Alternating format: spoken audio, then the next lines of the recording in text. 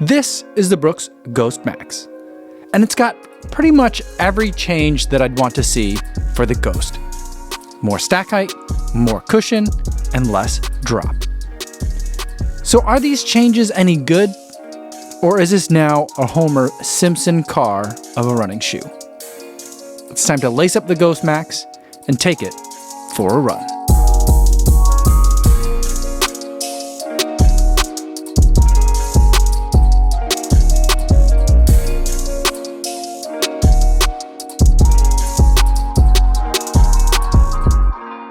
Yo, what's going on everybody? My name is Kofuzi and I'm a non-elite runner who reviews shoes here on YouTube, and today I'm going to talk to you guys all about the Brooks Ghost Max. But before I do want to go over some disclosures. This is a pair of shoes that Brooks sent to me for the purpose of review, so I did not have to pay for these shoes.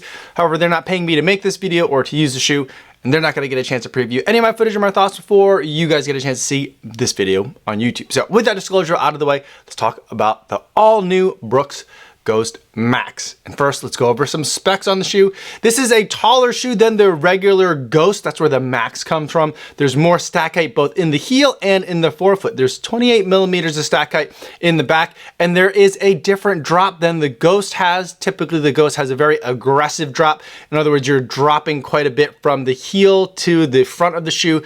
And because there's only a 6 millimeter drop in this shoe, there's 22 millimeters of stack height in this one. And as far as that stack height goes, the foam you're getting in this shoe is Brooks DNA Loft version 2, which is a mixture of EVA foam, rubber, and air. Now, to protect all this foam on the outsole, you have plenty of rubber coverage, but there are grooves that are cut into the outsole here to help the whole thing flex a little bit better. And in addition to that, there is a glide roll rocker is what they're calling their front of the foot geometry. So that way, as your foot hits the ground and starts to move into that next stride, it rolls a little bit easier. It picks up that back of the heel because it just kind of tips over as you're pushing off into your next stride. Now, the other thing to know about this shoe is that there is a very wide footprint that you're landing on here. It doesn't kind of like pinch at the middle of the foot like a lot of other shoes do. So you're getting a lot more stable of a platform to land on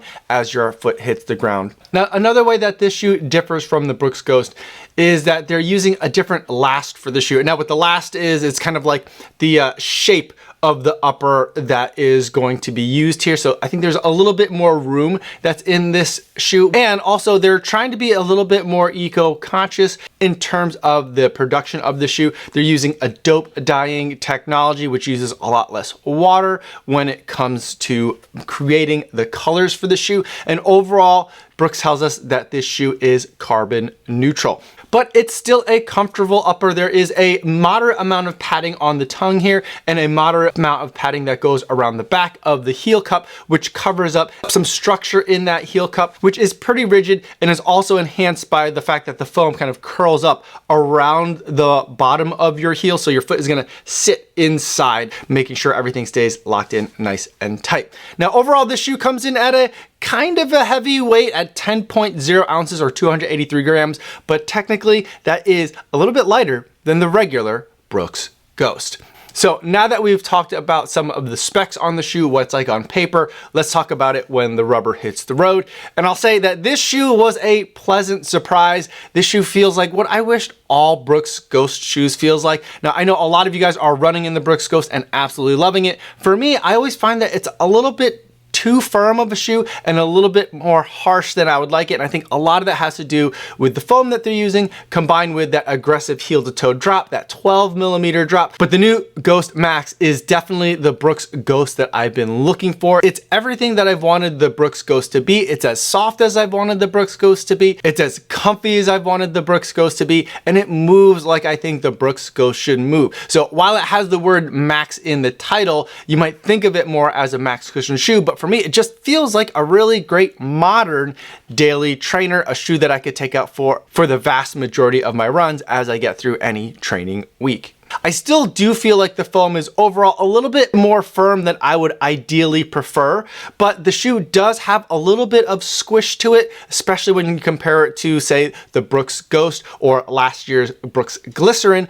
But I do feel like there's a little bit more squish and it rolls really well. And I will say that the wider platform that's in here compared to most other daily trainers that are out there does make it for a very stable ride without having to add stability elements in there, without having to add extra firmness in other places to prevent the shoe from tipping over. But I will say though, when you're trying to pick up the pace, I did find that it started to feel a little bit clunky. Now the Ghost Max isn't a shoe that I think people will gravitate to for workouts, but if you're using it as a daily trainer and maybe as your recovery day shoe, something that's kind of in that max cushion category, then I think that the Brooks Ghost Max is going to be a really nice choice. And I think that the ideal user for the Brooks Ghost Max is going to be two scenarios, which could be the same runner, but maybe for a lot of people it's going to be two different runners, and here they are. I think the first type of person that's really going to love the Brooks Ghost Max is a person that has always wanted to like the Brooks Ghost, like me, but wanted something that was a little bit more agreeable, a little bit softer of an experience.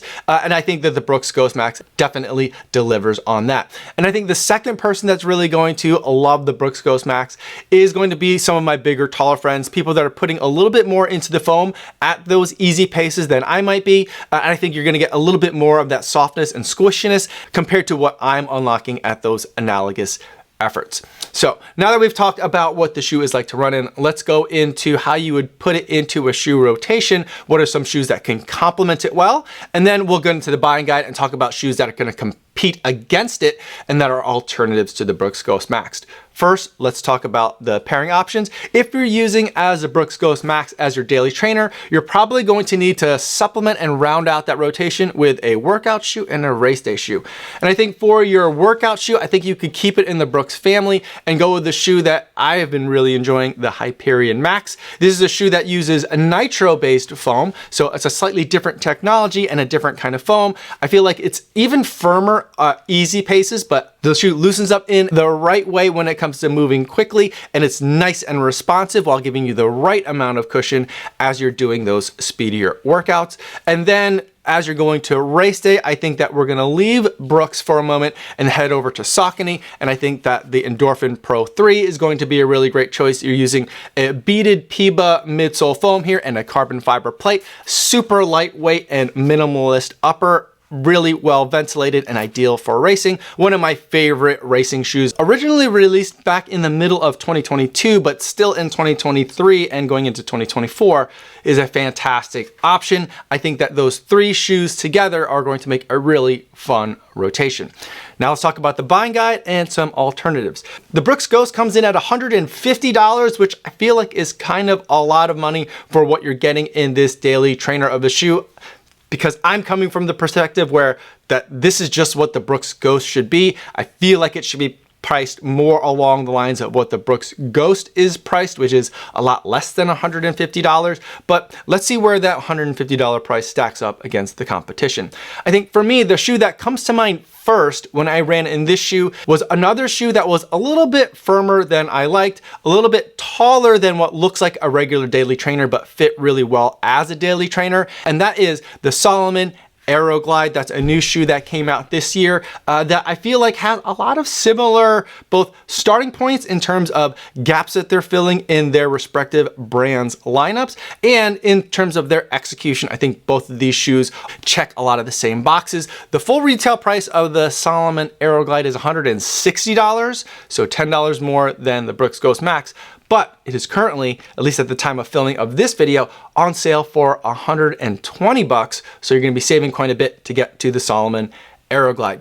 Now, the other shoe that I think is worth comparing the Brooks Ghost Max against is not a shoe that immediately comes to mind when I'm looking at these two shoes, but it's one that you guys have asked me to compare it to, and that is the Triumph from Saucony. And this version that I have is the Triumph RFG. And I feel like these two shoes, the more I think about it, are really great shoes to compare one to another. The Brooks Ghost Max uses that dope dyeing technology and is carbon neutral. The Saucony Triumph RFG is an eco-friendly model. The RFG stands for Run for Good. The midsole foam that they're using here is 55% corn-based, and they are also using water-saving techniques in terms of dyes that they're using to color the upper here. And I feel like the experiences that you're getting are not similar, but analogous. It's a taller shoe than a typical daily trainer shoe would be, but a lot of people are going to be using it for your daily training miles. Now, I think when you compare these two shoes, I do feel like the Triumph RFG suits my set of preferences just a little bit better. At easy paces, it's a little bit softer of an experience. And then what's really nice and a surprise in the Triumph RFG is when you pick up the pace, the shoe kind of firms up in terms of responsiveness just a little bit. So it's still comfortable every time your foot hits the ground, but it snaps back in a really bouncy and lively way, where I would prefer if I did have to have some pace changes in my run, maybe I'm running a fartlek out there, then I think I would gravitate towards the Triumph RFG over the Brooks Ghost Max. Now, the Triumph RFG comes in at $160, so it's again, $10 more than the Brooks Ghost Max. So if we're looking at the two shoes that I've compared the Brooks Ghost Max against, I do feel like it's expensive, but it's actually cheaper than I think the alternatives that are comparable in the market. So maybe the pricing is just right. So those are my thoughts on the Brooks Ghost Max. Let me know if you have any other questions in the comments, or better yet, stop by the live stream that I do Monday through Friday over on the Kofuzi Run Club channel. I'd love to see you guys over there in the chat. That's all I have for today, everybody. Thanks so much for making it all the way to the end of this video. Hopefully you guys are staying safe out there on your runs, and I will see you in the next one. Yo, what's going on?